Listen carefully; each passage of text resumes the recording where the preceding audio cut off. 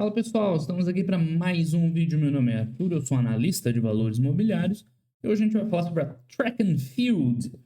É uma empresa relativamente nova, era eu que acho que nunca acompanhei muito, não me lembro quando foi o IPO dela, mas uma empresa interessante, tá? Tava com o feeling certo, quem viu a live ontem acompanhou que eu tava meio de olho, não sabia se eu olhava lá na hora ou se deixava para gravar o vídeo hoje e o feeling foi certeiro. Depois no final eu explico o porquê eu já tinha dado uma passada de olho nela, não tinha achado grande coisa, tá? Isso deixa pro final, depois a gente vê os números. Mas é uma empresa bem interessante, nessa linha que a gente tem acompanhado de várias empresas de varejo de vestuário, vai numa grande categoria assim, né? Ela é mais uma, né, parecida. Ela trabalha com produtos esportivos, para quem não conhece. Até fui dar uma olhada na história dela, porque eu achei que fosse, tipo, sei lá, uma marca de fora, né, um licenciamento aqui. Mas a princípio não, é um negócio totalmente brasileiro, só usa um nome, que é um nome muito comum, né? Estados Unidos, track and field. Como eles chamam lá as competições de atletismo, né? Track, que são as da pista, e field é no campo ali, arremesso de dardo, de não sei o que lá. Enfim, então ela vende produtos esportivos mais naquela linha, assim, né? Roupas, né? Não é um negócio pesado esportivo, tipo uma Decathlon da vida, né? Lembra muito a Hibbett, quem acompanha os vídeos de empresas no exterior, né? No final do ano passado eu também dei uma selecionada ali, tinha várias empresas interessantes de acompanhar. Tinha a Dick's Sporting Goods lá, que é uma lojona de tudo, que é mais uma Decathlon da vida. E tem a Hibbett, que é mais esse estilo aqui, né? Mais roupa casual, confortável, pode ser usado para esporte ou não e tal, né? Então, algo nessa linha, tá? Não é produtos esportivos especificamente, mas um vestuário esportivo com alguma coisa, né, de running e tal, né, onde eles têm um foco maior. Mais ou menos por aí, tá? Quem, enfim, não estiver contente com essa descrição, dá uma olhada na loja lá, enfim, aí fica fácil de ver o que o pessoal vende, né? Enfim, resultados bons da Track and Field. Nós estamos separando aqui, a grosso modo, é claro que eu tenho que explicar, porque já veio gente criticar nos comentários, tá? Eu sei que essa empresa não dá pra gente comparar com uma Soma ou com uma Renner, com a C&A que a gente viu ontem, por exemplo. Cada uma é relativamente diferente o negócio em si, o que vende, o público-alvo. Agora, a operação de varejo, essa tem muitas semelhanças, né? Porque no final das contas é abertura de loja, é venda online, é crescimento, né, com controle de custo. Esses pontos chaves do ponto de vista corporativo são muito parecidos, por isso que a gente compara. Eu sei que o público de uma empresa dessa não é o mesmo na C&A, é bem diferente, tá? Mas você tem uma operação de varejo, uma está aumentando loja, a outra não está. Quem está aumentando loja está consumindo caixa, não está. Então, isso sim dá para comparar. Não só dá para comparar, como é importante você dar uma boa olhada, porque assim você consegue identificar as empresas que estão indo melhor. É claro que alguém até falou, não, mas ela não é concorrente de fulano, de ciclano. Ela não é concorrente em termos do produto, mas ela é concorrente na sua carteira. Na sua carteira você tem várias opções e vai escolher as melhores. Então, sim, ela concorre com todas essas empresas que a gente falou. Até você pode extrapolar alguns pontos para Vivara, para Pets, né, que não tem nada a ver o produto, mas concorre para entrar na tua carteira, tá? Então, entendam o motivo de fazer essas comparações. Ok, chega de conversa, vamos olhar os números dela, né? Apresentaçãozinha, bem bacaninha, bem feita. Então aí, né? Tá lá, ó, uma roupa, como é que se chama isso? Eu chamo de primeira pele, mas é por causa da montanha, pra uso na praia proteger do sol, não sei se tem o mesmo nome. Mas, enfim, né? Uma empresa de varejo, são uma das líderes do segmento de wellness, né? Tipo, bem-estar seria a tradução, tá? Com a missão de conectar pessoas, um estilo de vida ativo, saudável. É mais um negócio lifestyle mesmo, né? Não de produtos muito específicos, coisas do tipo, tá? Enfim, crescimento de vendas é o que a gente mais está procurando nesse tipo de empresa. Então, cresceu, a gente já vai ver lá, trimestre a trimestre, ano contra ano, com pandemia, sem pandemia, cresceu bem. E por que eu falo que a gente compara sim com todas essas empresas? Porque os pontos são muito parecidos, né? É omnichannel, isso aqui, tá? É um começo de ecossistema que a gente comentou muito lá na Pets, principalmente, em outras empresas, tá? Expansão também é outro tema que nessas empresas, né, a gente está acompanhando de perto, quem está abrindo loja, quem não está, como é que está a rentabilidade, quem está crescendo tá sacrificando rentabilidade, não tá, precisa de CAPEX, né? Até NPS a gente tem visto, né? Na Vivara tinha. Então, é nesse sentido que a gente compara as empresas e faz todo sentido sim, tá? Você vê quem tá desempenhando melhor nisso, independente se você vende tênis, se você vende joia, se você vende roupa de marca, se você vende roupa popular, tá? Mas no fundo isso aqui é comparável e semelhante. Enfim, vale a pena ler ou a gente vê nos outros slides, né? Que aqui eles vão falar de Omnichannel, no Ship from Store, tem um gráficozinho legal lá. E-commerce ainda não é o forte deles. Eles criaram um aplicativo que tem ali. Eu tenho um da Adidas, que é nesse estilo que eles falam aqui, que tem uns exercícios para fazer. Eu baixei na época da pandemia, que estava meio limitado o acesso e tal. Eles patrocinam bastante eventos. Isso aqui lembra um pouco da Nike, né? A Nike construiu a marca dela patrocinando atletas famosos, que eu não sei se acho que não é o caso da Track and Field, mas eventos, né, esportivos. Então, é uma forma de ativação também. É uma forma de criar um ecossistema também, né? Você está envolvendo lá um cliente deles, que seriam, né, as pessoas que correm, vai, de uma maneira aí casual, né? Não só vendendo roupa, né, ou acessórios, como também promovendo os eventos, né? Aí tem um aplicativo que tem lá um treininho. Isso é um ecossistema, claro, é numa escala ainda muito mais baixa que a gente está vendo na Pets, com um criador de conteúdo, com uma ativação muito mais intensa. Mas o princípio está lá, né? O embrião tá lá, né? Vamos ver se desenvolve. Tá, expansão, estão abrindo lojas, Experience Store, né? Aquelas lojas modelo, como é que eles chamam? Flagship, né? Aquela loja que, enfim, que é mais moderna, que serve para promover a marca e tal. Também eles estão né, reformando, criando novas lojas, desculpa, nesse estilo, rentabilidade, NPS, enfim. Vamos ver com mais detalhes cada item desse. Então tá lá o pessoal fazendo um exercíciozinho, né? É esse tipo de produto, tá? Que eles vendem. Então vamos lá, destaques do trimestre. Crescimento, 18 novas lojas, né? Para quem tem 300, 18 num trimestre é bastante, ou seja, o crescimento está acelerado, tá? Running, né, corrida de rua, é um dos drivers, né, dos produtos deles, tá? Então, é importante isso, não só a pandemia fechou as lojas, como, né, claro que você podia sair correndo no meio da pandemia, mas né, era diferente, não era a mesma coisa, não tinha uns eventos, né, corridas presenciais. Como que você corre sem ser presencial? É isso, né, são os eventos, você podia correr sozinho. Então, volta uma ativação, um engajamento, né? Então, crescimento forte, tá? Receita de sellout. A gente tem acostumado cada vez mais a ver esse termo. Tem gente que ainda tem dificuldade para compreender, tá, o que é o sell-in e sellout. Quando você tem vários canais de vendas, ela tem também, tem loja própria, tem franquia, tem e-commerce. Né? O que é o sellout? É tudo que é vendido para o consumidor, tá? É o que sai de uma loja, seja online, seja física, para o consumidor. É o quanto os produtos da empresa estão vendendo.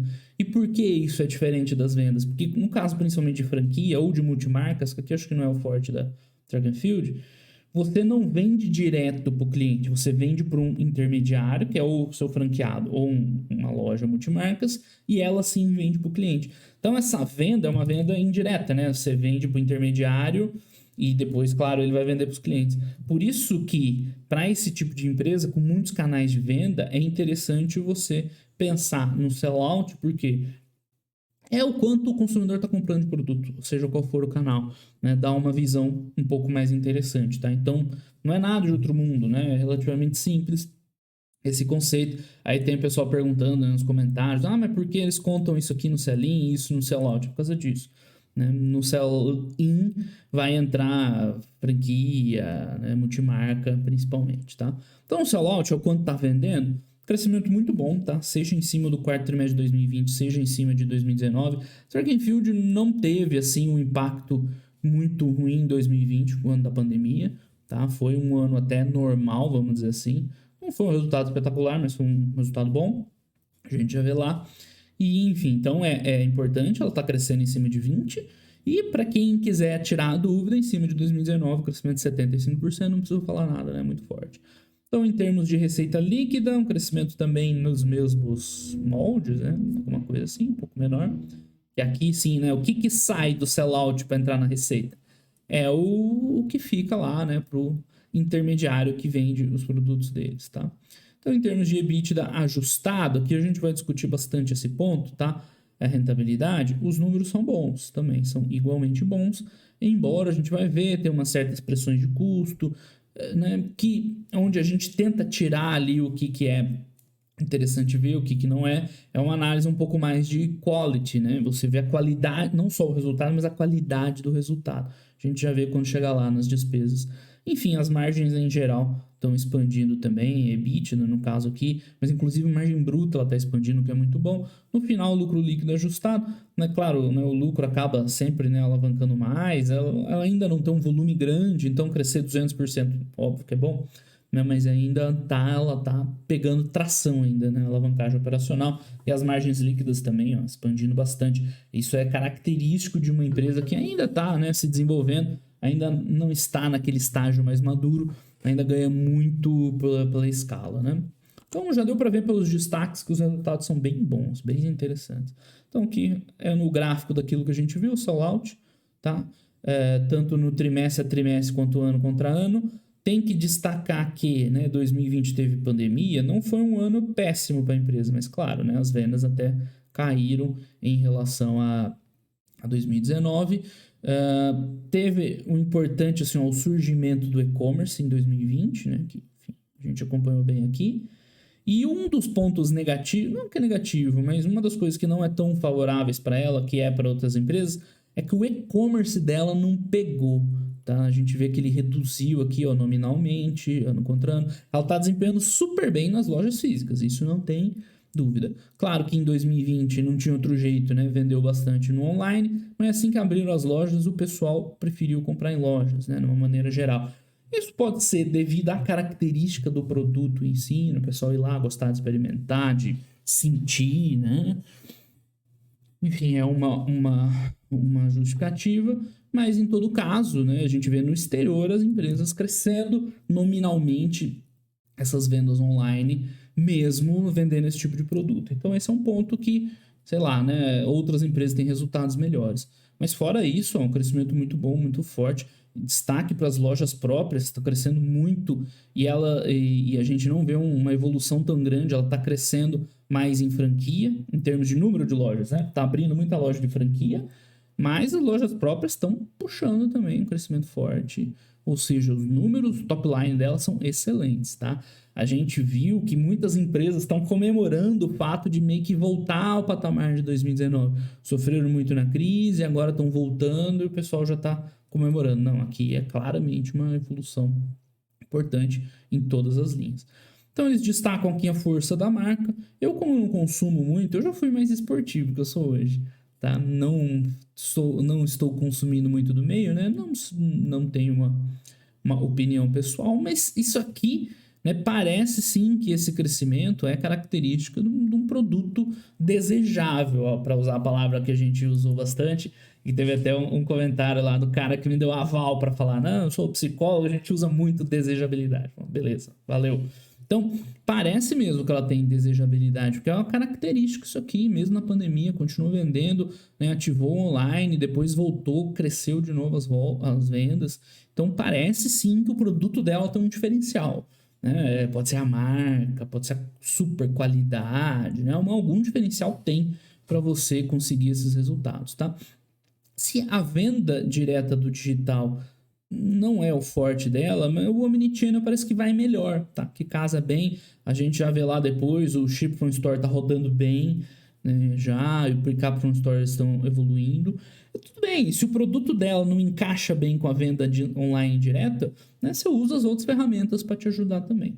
Então, atrás de mim aqui tem novas linhas de produtos, social selling, isso aqui a gente falou muito na Vivara, né, que é a venda por WhatsApp, por outra rede social que o vendedor está em contato direto, ali mostra os produtos. É uma venda igual a venda na loja, só que, né, online ali.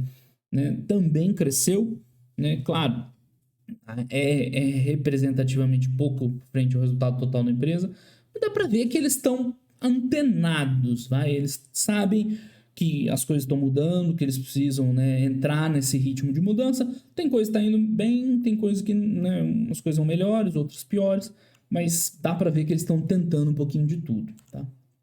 Enfim, saindo do sellout, o que interessa financeiramente para a empresa é a receita. O sellout é o que interessa em termos de negócio, o quanto o povo está comprando teu produto, o quanto o produto é bom, né, qual apelo que você tem. Então, pro negócio, o sellout é a melhor métrica, né? Você vê se o sellout não vai bem, né? Quer dizer que teu produto tem algum problema, que teu preço está muito alto, que a qualidade não está boa, alguma coisa está errada. Agora, financeiramente, continua sendo receita, é o quanto entra. Aqui nesses gráficos, dá para entender bem o que eu estou falando, né? Vocês não estão vendo a legenda, mas o pretinho aqui é franquia, tá? E o azul é lojas próprias. Isso dá para ver, né? Varejo aqui. São as próprias lojas e o resto é online, tá? Aqui é online. Ah, não, desculpa, é o ROI das franquias. É que tem um outro gráfico no release lá, mas enfim. O online talvez esteja aqui no varejo.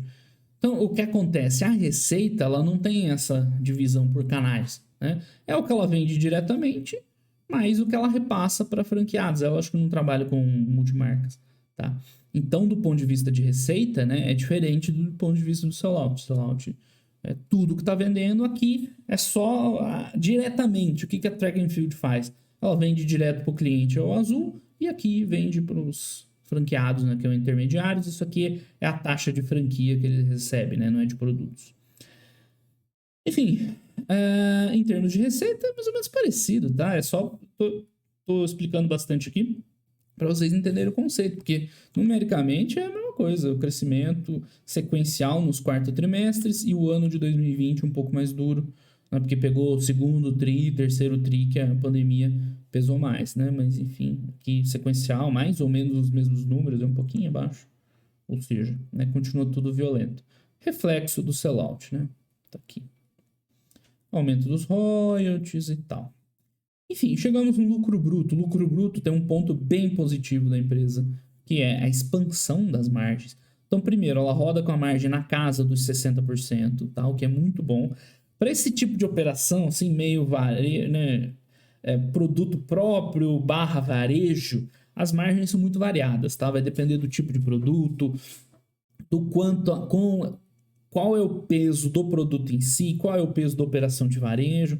Então, operações mais focadas no varejo têm margens mais baixas, operações mais, né, o que o importante é o produto, tem margens mais altas, né? Então, tipo, Vivara tem uns 70% de margem bruta, né? E outras empresas de varejo, tipo Renner, vão ter margens brutas mais baixas, tá? Então, aqui não tem uma fórmula mágica, não é porque a Vivara tem 70 e outra tem 40 que ela é melhor por isso, né? É uma característica, mas você pode ganhar muito dinheiro ainda com uma margem de 40 e pouco, 50% na margem bruta. Mas aqui, de fato, é uma margem boa e expandindo, né? Isso aqui é muito legal. Então, dificuldade das empresas hoje em manter margem bruta pela inflação, pelo aumento no custo de matéria-prima, por custo de frete, enfim, vocês sabem já a ladainha. Quem tá perdendo 2 pontos de margem eu já tô achando bom, tá ótimo. E quem tá ganhando margem, de fato, é um destaque muito relevante. Ela nunca teve a margem tão alta quanto nesse último trimestre. Então, isso aqui chama muita atenção, tá puxando, né, o lucro bruto do mesmo nível que a receita, ou seja, muito positivo, tá? Nesse ponto. Muito mesmo. E, normalmente, isso tende a refletir, né, uma empresa que tem uma qualidade ali no produto, algum diferencial, e isso aqui, com certeza, é reflexo de repasse de preço, e as pessoas continuam a comprar, mesmo com o repasse. E economia de custo, muito dificilmente veio, né? Eles não abrem aqui o custo bruto, mas provavelmente isso aqui vem de repasse de preço e não de economia de custo, tá? Enfim, despesas operacionais. Esse é o ponto mais importante para a gente olhar de empresas que estão crescendo muito, né? Porque nós temos vários cenários. Né? Um é a empresa crescer, diluindo despesa, alavancagem operacional, aumentando as margens sequencialmente. Esse é o cenário de sonhos, é o cenário ideal que a gente estava vendo no ano passado, retrasado, com Pets, com lojas Quero e tal. Tava fantástico, crescendo, né, alavancando. Mas é raro de acontecer, tá? Por isso chamava muita atenção. Tem o cenário intermediário, que é você cresce e tal, com uma despesa ali, né, meio que né, administrada, então você pode ter uma pressãozinha de margem e tal ali, mas nada grave. E tem o cenário pior, que é a empresa cresce, mas custa crescer, né? Ainda tá pesado, ainda pressiona muito as margens, o CAPEX leva aumento de dívida. Então, esse é o que a gente não quer, é um crescimento que a gente não quer. A outra ponta é o sonho. A maior parte das empresas está no meio, né? Que você vai crescendo, é muito difícil você crescer desse jeito, né? Então, eles estão tendo um certo aperto nas despesas. Então, a gente vê o crescimento das despesas. Vocês querem usar o quê, né? Seja ano contra ano, seja trimestre a trimestre, mas enfim, está tendo um aumento de despesa relevante. Você vê aqui em relação a 2019, né? Pode chamar atenção em 100 e poucos %, mas aqui teve um não recorrente, ó. Aqui é não recorrente, deve ter sido a exclusão lá do PIS/COFINS da base de cálculo do ICMS, imagino eu. Então esquece esses 180 aqui. Mas ainda assim, mesmo desconsiderando aqui, teria um aumento relevante de despesa. No acumulado aqui do ano, ó, deu 47, quase não consigo sair da frente. Né? Sendo que o lucro bruto, o que é isso que eu estou comparando? 21 com 20. Sendo que o lucro bruto, a gente viu, cresceu... é isso aqui, né? Cresceu 106. Não, desculpa, isso aqui é EBITDA já. Não, calma, eu passei o slide para frente, foi mal. Isso aqui, ó. Lucro bruto cresceu 66, despesa cresceu 47. Então, no caso dela, é um crescimento saudável, tá? Ela está crescendo, vem um aumento de despesa junto, mas ele está totalmente sob controle. Ela está quase lá naquele mundo perfeito que você cresce, só aumenta a margem, a alavanca, né? A gente viu que as margens lá nos destaques, margem EBITDA, margem líquida, estão aos poucos evoluindo. Aqui no meio tem não recorrente, tem uns ajustes que eles fazem que eu já vou comentar, mas ela está quase lá, tá? Ela está quase naquele cenário ideal de crescer alavancando, que é o que a gente, né, que a gente busca nas empresas. Enfim, né, não sei se faz sentido olhar item a item aqui, vai aumentando. Ó, o crescimento das vendas, tem despesas variáveis, aí claro, né, ela vai ganhando eficiência. Não é que você... Crescer custa, isso ponto. É que tem empresa que cresce e ganha escala mais do que aumentam os custos. Esse é o ponto. Tá? Então sempre vai ter aumento de despesa, não tem como. A questão é quem consegue ganhar essas eficiências para neutralizar, né? Então, Omnichannel, não sei o que lá, impactado positivamente, despesa de pessoal, pandemia. Ah, sim, né? Eles tinham uma base de comparação muito difícil de 2020, mesma coisa da Vivara também. Ou seja, né, quando você vai estudando várias empresas, vai ficando fácil de entender. Foi uma coisa que o pessoal assustou na Vivara, mas que a gente está vendo que é normal. Enfim, chegamos no EBITDA, né? Tira para lá e tal, cresce lucro, as despesas a gente viu cresceram um pouco menos no geral, né, do que o lucro bruto, logo o EBITDA ajustado aumentou 100%, tá? Só tem um detalhe que eu preciso dizer, que é a questão do que é o ajustado. Tem o não recorrente, que tá certo, né? É o normal, você ajusta por não recorrente. E 2020 e 2021 praticamente não teve, o que teve foi 2019. Né, não me lembro agora, né? Quer dizer, não é que eu não me lembro, não cheguei, nem conheci a empresa em 19, mas deve ter sido exclusão lá do PIS/COFINS da base de cálculo do ICMS.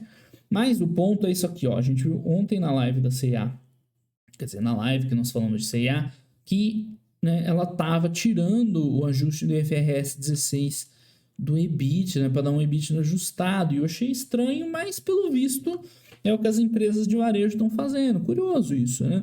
Talvez represente melhor a métrica, né, os resultados, é possível. No caso dela, não é o que vai fazer muita diferença, tá? Para ser bem honesto, é relativamente parecido. Esse ano a gente vê que aumentou um pouco as despesas, né? Porque provavelmente ela acelerou o crescimento. Já estou pensando em duas palavras e falando uma só.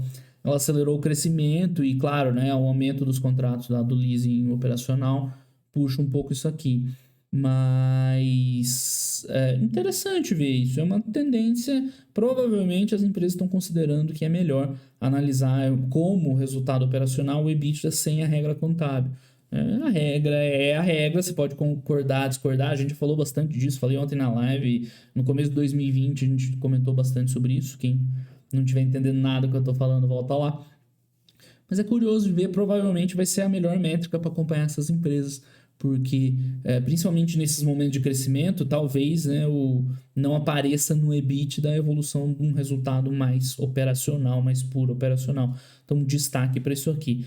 Então, colocando ali um asterisco, né, que a gente ainda tem que acompanhar melhor, né, o uso e o emprego dessas métricas, não tem nem o que falar, né, evolução de 100% do EBITDA, com ganho importante, vários pontos de margem, né, ano contra ano. Se você olhar o trimestre, pode ser também. O impacto aqui é menor, porque o quarto TRI de 2020 já foi forte, né, não se esqueçam que no final de 2020 teve aquela melhora da pandemia, antes de vir a Delta, que né, as coisas deram, né, reabriram bastante, tal, veio um final de ano forte, aí veio a Delta, fechou tudo de novo, aí reabriu de novo, aí veio a Omicron, aí tava todo mundo vacinado, o impacto não foi tão grande. Mas, enfim, né, resultado muito bom, muito bom mesmo, cresceu, ganhou escala, né, considerando tudo isso que eu falei, então muito positivo. Em termos de lucro líquido é a mesma coisa, né? Não muda, o lucro líquido é uma grande consequência disso tudo. Lembrando, né, teve não recorrente em 19, provavelmente fiscal. O FRS 16 para o lucro líquido quase não faz diferença, tá? Só faz por causa da marcação na curva e tal, dos contratos lá de leasing, mas teoricamente no longo prazo é neutro, então nem teria muito que ajustar aqui, também não dá muita diferença. Mas enfim, crescimento também, 160%, ganho de quantos pontos de margem? Quase 7 pontos de margem, né? Muita coisa. Então a empresa está naquele momento sweet spot de alavancar, né? Crítico, né? Aumenta a receita, ela tá ali, ó, prontinha para alavancar, lucro líquido dispara. Muito bom resultado mesmo dela, chama atenção, comparável às boas empresas. Não vou falar do setor, que senão vocês vão encher o saco, ela não concorre com A, com B, com C, mas nas empresas desse grande universo de varejo, não deve nada. Tipo, Soma e Arezzo, que a gente tá considerando aí as melhores, talvez, não deve nada, não, mesmo puxando para uma Pets da vida, né? Muito bom mesmo o resultado dela. Enfim, aqui a gente vê o que eu falei lá no comecinho, né? A expansão da empresa vai principalmente nas franquias, tá? Por quê? Porque é um jeito de você investir gastando pouco dinheiro. Né? Você divide a operação lá com o franqueado, que muitas vezes fica, né, encarregado na maior parte dos investimentos, então você consegue crescer rápido tua força de vendas com, né, pouco imobilização de capital. Então é o que a gente está vendo aí, basicamente, né? A maior parte do aumento vem das franquias. As lojas próprias vêm crescendo devagarzinho também. Né? Já chegou a ser mais. Então isso vai variando, né? Quando o mercado está favorável, os caras aceleram aqui, depois voltam a abrir. Lembra lá no começo que eles falaram lá numa remodelação de loja conceito, Experience Store. Né? Que sei lá, deve ser uma loja que você...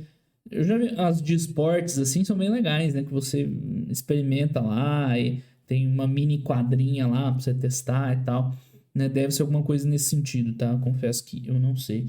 Mas bem interessante que eles estão crescendo, tá? Nem todo mundo tá voltando na nossa comparação dos incomparáveis. Nem todo mundo tá tá conseguindo crescer. Nossa, hoje tá difícil. Os caras estão crescendo, não estão tomando dívida, né? Estão conseguindo administrar relativamente bem. Claro, teve a grana da IPO que entrou e ajudou, mas muito interessante esse patamar que ela está. Aumenta as lojas, não tem o semi-store sales, né? A gente não viu em nenhum lugar na apresentação, mas veio um semi-store sales forte, tá? Tô falando para vocês, acreditem em mim. Quer dizer, acreditem não, olha lá no release, tá lá. Eu achei que tinha tudo na apresentação. Assim, eu procuro trazer a apresentação, que é mais bonitinho, os gráficos, eu consigo aqui anotar com a canetinha. Mas quando perde muita informação do release para apresentação, eu mostro o release. No caso, eu não tinha visto que o Same-Store Sales foi limado, mas é importante, tá? Uma métrica bem importante e está bom deles. Ou seja, expande, as mesmas lojas com vendas saudáveis. Aqui o grande motor são as franquias. É curioso, né, que a gente viu lá na Arezzo, na Soma, talvez uma tendência contrária. É o pessoal jogando tudo multimarca, que aqui não tem. Então, claro, tem diferenças, mas o importante é todo mundo ir bem, né? Enfim, aqui tem um mapinha para mostrar onde estão as lojas, né, concentrado aqui no Sudeste, onde está a maior parte da população.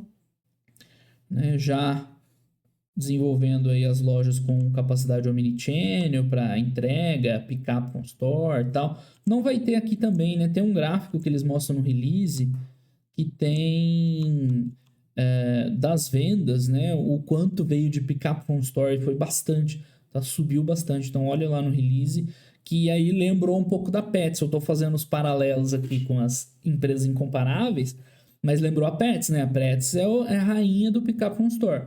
E os caras estão com bastante, acho que uns 50% vende picape com store, então estão utilizando bem as lojas como mini centro de distribuição, tá? Desculpa, não é o picape from store, é ship from store. Desculpa aí, pessoal. Desculpa aí mesmo. Olhem lá no release que tá lá bonitinho, tem um gráfico, eu lembro claramente dele. Das vendas e do quanto que é, né, de ship from store, que é acho que uns 50%, uma coisa assim. Muito bem. Venda direta online e-commerce não é tão relevante para eles, mas utilizando bem o Omnichannel tem a ganhar. Aqui tem, né, na apresentação umas fotinhas lá das lojas e tal, do que eles pretendem fazer, enfim. E a Experience Store. Dá pra ver que é uma mais moderna, né? Mais bonitinha, bem bonito, né? O padrão, mesmo por fora aqui, apresentação. Com certeza eles devem comentar mais detalhe disso aí nas apresentações da vida. E a plataforma TFS Sports é o aplicativo que eles têm, que é um aplicativo geral, que tem uns vídeos de treino, tem acesso, se você quiser contratar um treinador por ela, tem também. Então é bem legal isso aqui. Como eu falei, é um embrião de um ecossistema. É você envolver o cliente, não só o cara que compra um produto teu, mas né, se envolver nas atividades, nos eventos e tal. É legal, isso é bem positivo. Não é num nível ainda que a gente está vendo numa Pets, mas com certeza positivo. Então lá tem umas aulinhas gratuitas, tal, hub de bem-estar, conecta treinador que pode fazer uma aula paga ou gratuita, tem venda de produto no meio. Então é bem interessante. Isso aqui é a palavra-chave ecossistema que nós temos visto que dá muito certo, né, para esse varejo. Você envolve, né, o cliente e passa a ser um lifestyle, né? O cara curte esse estilo de vida e não só compra teus produtos, mas está ali envolvido, né? Então eles voltaram a patrocinar a corrida de rua, que a gente ia falando e tal. Tem aí umas outras roupas casuais.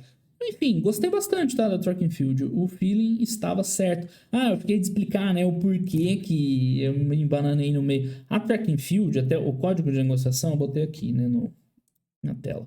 TFSO 4, tá? Ela tem uma questãozinha em relação às ações, né, a estrutura acionária dela, né? Ela tem uma coisa que antes não era permitida, que com a mudança da lei das SA, opa, não estou mostrando para vocês. Não. Tá. Antes, as ações ordinárias e tal, você não podia ter diferenciação dos direitos, tá? Então, eles fizeram uma gambiarra, porque é uma coisa não usual, em relação à estrutura acionária. Eles têm ações ordinárias, tá? Que tem menor direito econômico. Então, para não fazer uma ação preferencial com menos direito a voto, que é meio mal visto pelo mercado e tal, eles fizeram o contrário. As ordinárias, elas têm menos direitos econômicos. Tá? Quem sabe bem essa história que me explicou foi o Eduardo Cavalcante, que um dia alguém estava na minha live e aí a gente olhou o valor de mercado da empresa, era uns 10 bi, assim. Aí, porra, velho, 10 bi, ela tá com o EBITDA ali encostando nos 100, mesmo com os ajustes, né? Pô, tá muito, né? Tá meio over. Só que, como as ordinárias, elas têm metade dos direitos econômicos, né? Então, na verdade, você tem que dividir, né? Para fazer um ajuste do que representa o market cap financeiramente para os acionistas, teria que dividir por 10, né, o valor das ordinárias, e aí chegaria nesse valor agora de market cap, tá? Então, o Eduardo, que a gente discutiu lá, alguém levantou, aí eu falei com ele, a gente viu certinho, ele sabe melhor que eu essa história aqui.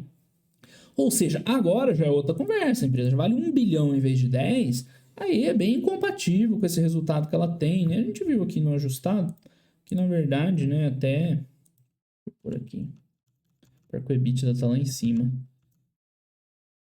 Margem líquida, um EBITDA ajustado do ano, né? Ficou uns 91, tirando o IFRS 16.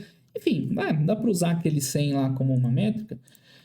Já tá na mesma conversa, né? Tem empresa mais cara, empresa mais barata, mas 100 milhões de EBITDA para 1,6 de valor de mercado, sem dívida, né? Tá valendo, né? É mais ou menos por aí. Tem empresa mais cara, mais barata, você vai ver. Tem empresa melhor, tem empresa pior. Então, vai dar avaliação, mas pelo menos está compatível. Antes era muito fora do normal. Ela valendo 10 vezes mais, tá? Então, eu lembro que alguém me falou dela, eu tava olhando as empresas no exterior. Tem a Track and Field no Brasil. Eu vi e falei, mas não gostei. Agora revejo o que eu disse, tem que pedir desculpas. Vou recuperar quem que me falou. Que de fato é uma empresa muito interessante. Se a gente for olhar, tá entregando tudo o que a gente espera das boas empresas, tá crescendo bastante top line, tá abrindo loja num modelo que não envolve muito CAPEX, né? Então tá crescendo sem CAPEX, top line cresce bem, o same store sales que não tá aqui tá bom, é só olhar lá no release. Controle dos custos brutos aqui primeiro, né? Vamos. Hoje tá complicado, velho. Controle dos custos brutos, vamos fazer a escadinha perfeita. Então, o sellout está crescendo muito, com crescimento orgânico e inorgânico. O same store sales que não tem aqui mostra que o orgânico está forte, não só a abertura. A abertura é com pouco capital, não funciona bem. Então, receita vai bem. Controle dos custos brutos excelentes. Tá? Então, o lucro bruto segue crescendo forte e a margem ganhando ponto, até o que é muito difícil de acontecer hoje em dia. A margem é boa e segue evoluindo. Tá? Despesas operacionais, tirando todos os não recorrentes e ajustes de IFRS à parte, tá crescendo bem, tá numa maneira sustentável, tá ganhando um pouco de margem no top line, inclusive, muito bom. Então, EBITDA cresce mais, ganha margem também, né, com destaque para o ajuste do IFRS 16, lucro segue a mesma coisa. Tá? Investimento super tranquilo, a gente já viu, a empresa não tem dívida. Geração de caixa, dê uma olhadinha lá, ela tá meio que, né, não tá dando dinheiro ainda. Mas, né, para uma empresa estar tá crescendo tanto assim, só de não queimar a caixa já é lucro, né? Não queimar muito caixa, porque, enfim, expansão, é aquilo que a gente falou, capital de giro consome, que aumenta estoque, aumenta tudo. Então, tá, os números estão muito bons da Track and Field, não deve a nenhuma outra empresa. Claro, tem empresa que está crescendo mais, tem empresa que o valor da marca, né, subjetivamente, talvez seja mais importante, mas, sendo objetivo, né, tá muito bem. Se a gente posicionar aí vários ativos, com certeza tá na metade para cima, né? Uma boa opção, uma empresa aí relativamente nova, mas que os números não mentem, ela tá com resultados muito bons. Tá certo, pessoal? Então esse é o vídeo da Track and Field, valeu a pena ter esperado aí, acho que agregou bastante para os nossos estudos. Um grande abraço para todo mundo e até os próximos vídeos. Valeu!